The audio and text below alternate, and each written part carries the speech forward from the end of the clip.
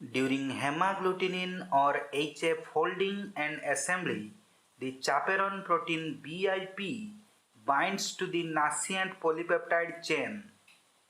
The endoplasmic reticulum membrane or ER membrane has dolichol oligosaccharide and oligosaccharyl transferase. The oligosaccharyl transferase catalyzes a biochemical reaction in which the oligosaccharide portion of dolichol oligosaccharide is transferred to the nascent polypeptide chain. This transfer produces a dolichol pyrophosphate in the ER membrane. Two lectins like calnexin and calreticulin also bind to certain oligosaccharide chains on the nascent polypeptide chain.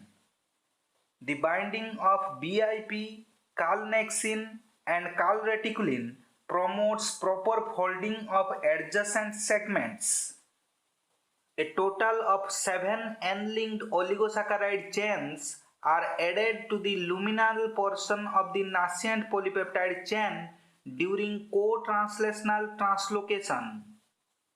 An enzyme called PDI or protein disulfide isomerase catalyzes the formation of disulfide bonds. A total of 6 disulfide bonds are formed by PDI in the HA0 monomer. Completed HA0 monomers are anchored in the ER membrane by a single membrane spanning alpha helix. The N-termini of the completed HA0 monomers are present in the ER lumen. 3 completed HA0 monomers then interact with one another initially via their membrane spanning alpha helices. This interaction apparently triggers the formation of a long stem. This long stem contains 3 luminal alpha helices. Each alpha helix in the long stem comes from the luminal part of each HA0 monomer.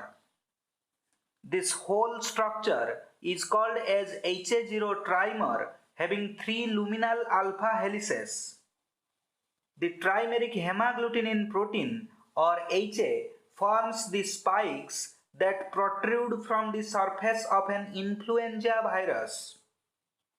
Now, some important points. Like hemagglutinin, immunoglobulins belong to a class of multimeric secreted proteins. It takes just 10 minutes for the HA0 polypeptides to fold and assemble into their proper trimeric conformation. The trimeric hemagglutinin protein is formed within the ER of a virus-infected host cell. Please like, subscribe and share.